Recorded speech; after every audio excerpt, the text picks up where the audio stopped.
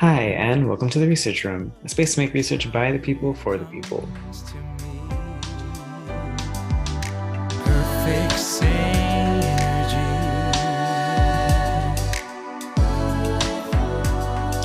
And we have another episode of our Falsifiable Fridays, and I'm going to continue on with sleep. So I have a few questions before I start. I think this is probably pertinent for everyone. Think to yourself, how much do you use your phone throughout the day? And also, do you use your phone right before you sleep?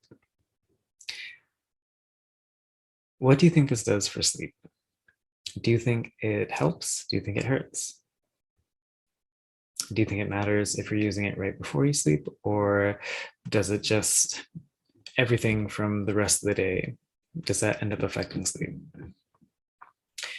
So the answer to these questions, we don't know. And if anyone says that they know, then they are lying. Because I mean, there's of course research out there. There's research that says that it's negative usually. Actually, I mean, for the most part, like the vast majority of research says that if you use your phone, especially right before you sleep, that's probably going to detract from your sleep quality. But that isn't completely confirmed just yet. There's still a lot more work to do there. And also, I would say, and also according to research, it can go the other way. That sleep might actually positively link to how much you're using your phone. There's also a lot we don't know with this question, or sorry, with this finding. But that's what I'm going to talk about today, is the whole idea that maybe phone use is actually good for sleep. Like I said, we still don't exactly know, but and I'm going to have a ton of questions at the end. But I just want to maybe briefly say what this finding is for this week, and then I'll get into my questions. So what this research ended up showing is that the more that you use your phone, the less anxious that you would be, the less depressed that you are, the less stressed that you are, and also the better sleep quality that you'll get. And so sleep quality in this case really just meant you'll have fewer sleep disturbances. You'll wake up less often, things like that. And so that is, of course, quite contrary to what most of the other research shows. But there's a few things that we have to keep in mind with this. And especially, like, I'll say this right up front, that we have no idea, at least according to this research, if actual phone use is causing these positive things to happen. We have no idea if it's so directly related that if I'm using my phone more often, that I'm less anxious, that I will become less anxious, sorry, that I will become less depressed, that I'll become less stressed, and that I will improve my sleep quality. It's just saying that these two things happen at the same time, which, I mean, that's still a good sign that these two things are happening at the same time. Maybe there is some sort of link between them. And so, yeah, I mean, you can easily see this going either way. If you are already less stressed, maybe you're just more likely to use your phone. If you are getting better sleep, maybe you are more motivated to actually like answer that text that you've been holding off on, things like that, right? So that's it. That's the finding there, that there is a positive correlation between these two things, or sleep and all these other things. And so there's questions, right? And these are all questions that I hope you also have. Simply by me saying that, I mean, there's so much left to imagination on what this actually means. So with this research, there's of course like a huge thing that we should consider, which is the sample. And that's the people that were participants in this study. And so these people, these were all medical students, which is a small sliver of society. And also they were from Serbia, which is like cool, right? Like that's, I wouldn't have expected that I'm going to be talking about people in Serbia. What do I know about people in Serbia, right? But this is what's happening in the study. And that's what they ended up finding when looking at these Serbian med students. So that's both to say that, like, yes, we have to consider who these people are, because without knowing that, how do we know how those findings, those correlations might actually relate to our own lives if we don't know how similar or different we are? But also that potentially some things really don't matter, right? Maybe ethnicity doesn't matter, maybe age doesn't matter, maybe profession doesn't matter, maybe education doesn't matter. Maybe there's just something human about when humans end up using phones, it actually could be good, or it actually could be bad, right? Like either way, right? And it's up to us to have to decide, at least until the research might show otherwise. And even if it does show otherwise, you are still in control of your own life, right? But trying just that whole idea of like, so what, right? Who are these people? Do I have to believe this finding, knowing who these people are now? Maybe there are just such vast cultural differences that there's something else happening here. And that kind of leads me to my second question, which is, what do they actually do on their phones? Phone use is such a broad term, category of things. There's so many things you can do on your phone, especially these days, right? Like literally, like limitless, what you could potentially do on your phone. So many options. So what is it? Are all these students doing something similar?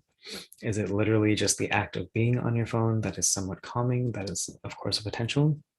People actually find that their phones tend to be a sense, like something comforting, right? Almost as good as like if you have a friend that you can like lean on. Your phone is just as like comforting. So there's like maybe that is a possibility, of course. But I think there's also like there's so much to delve into and to think about like all the other things that you can potentially do on your phone. And so if you think about that, maybe even think about some of the own things that you do in your own life. Maybe you are on TikTok anytime that you use your phone. Maybe there's something about TikTok use and de-stressing people or like making people less anxious or things like that.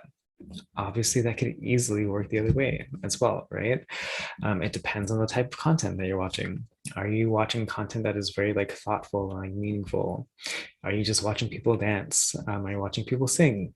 Are you watching people have to talk about like the negative things that are happening in their lives? Like there's just so many different things that can happen on TikTok. So even that is like a whole world of things to like look into and research. And we know that the effects would be different depending on what people are doing on TikTok. Are people posting videos themselves? Are they actively engaging in that kind of way? Are they just like passively scrolling from video to video? Are they actually like maybe commenting and like creating like some sort of like bond or connection with these people? All of those would be potentially different as far as like if they are positive or negative within our own lives. So that's just one example, right? There's so many questions even from that one example. But there's other things you can do on your phone that you can just be texting people. You could be texting your friends. Maybe you're trying to like literally set up like an in-person like hangout or whatever, right? That would be very different than someone who is not able to like actually go out and like reach out to their friends, or maybe they're just not able to go out of their house for any other reason, right? And so what these people are doing again, that's going to change the potential relationship between phone use and, let's say, sleep quality. If you had a nice day out with your friends, that might be very different than like if you're just at home scrolling TikTok all day. So we don't know. This is all to say that we don't know what was happening. And I mean, the researchers know potentially. They had something that was tracking phone use. I don't know to what detail it was really tracking it, but it definitely got how much time they were on their phones.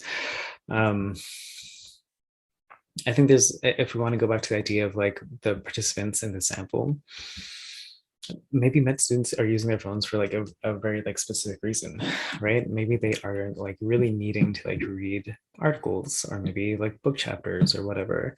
Maybe they really need to study and they're using their phones for that kind of purpose. Maybe they're on their phones to listen to recordings of lectures. Maybe they are in like study groups that are through their phone.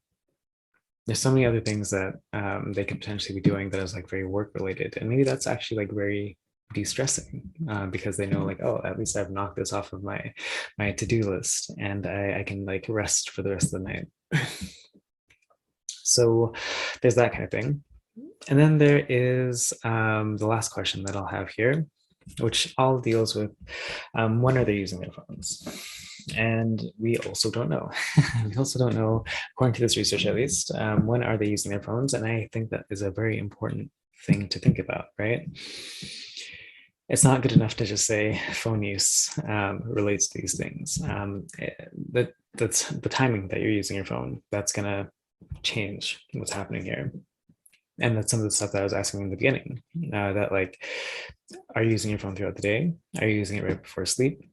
And these all could potentially have different conclusions. And that could also mean that all these things are potentially true. Maybe you can use your phone more often and also be somebody who has less anxiety, let's say. But also, maybe for that same person, if they're using their phone right before sleep, maybe that actually increases anxiety. And like I said, both of these things can be true. So without that knowledge, we don't know exactly what to do with this finding, other than it's a potential out there. And it's up to you to, again, look into your own life and see what's happening. There's other ways that this can turn out. So when it comes to this study, they do at least report that on average, people are using their phones for about 250 minutes. And that range typically was between 150 to 350 minutes, roughly speaking. And so what does that mean? What can you do in that time? And like, how did they also like divvy that up, right? The individual users themselves, were they doing like, I don't know, like five different sessions, let's say, of 50 minutes? Is that 10 different sessions of 25 minutes? Does that matter? Does that change anything? If you're using it for shorter durations throughout the day versus like long chunks, I imagine it probably does. But like, again, that's also going to depend on like what the kind of content and stuff that they're consuming or like engaging with. So there's that kind of thing. There's the idea of like, are you using it in the morning? Are you using it in the afternoon? Are you using it right before sleep? All of these might have different effects.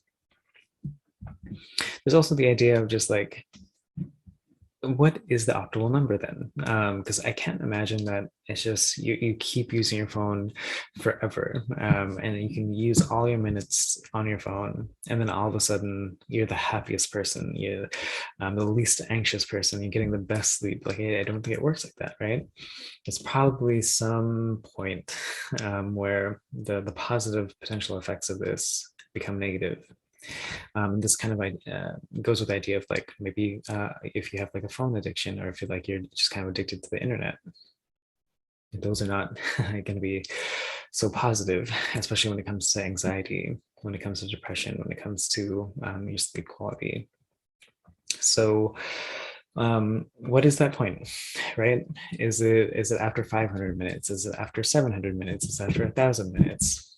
That's probably also going to depend on the person. And again, it's also going to depend on the content. It's going to depend on what time of the day. If they do a massive chunk right at the end of the day, right before sleeping, that's probably very different than someone who does a massive chunk in the beginning of the day and then doesn't really look at their phone. So there's a lot to think about, I think, at least. And again, maybe you heard the initial finding and you're like, yeah, like I feel super less stressed after using my phone. Cool. Maybe you're on the other side of things. I was like, I mean, my phone use doesn't make me less stressed. I'm just not that stressed, so I end up using my phone. Like, also cool. Maybe you heard all these other things that I was talking about that like, oh, like I believe in this finding because I use my phone like for brief durations throughout the day, and that actually like ends up working. Or maybe on the other side where it's like, oh, like I'm on my phone all the time, but I don't feel happy. I imagine all these people are out there, right? And that's the thing. That's a very tricky thing about research and these findings is like, there's no one size fits all when it comes to these psychological things. And so it's always, always, always going to be up to you to figure out how does this actually relate to your own life until we can do this better.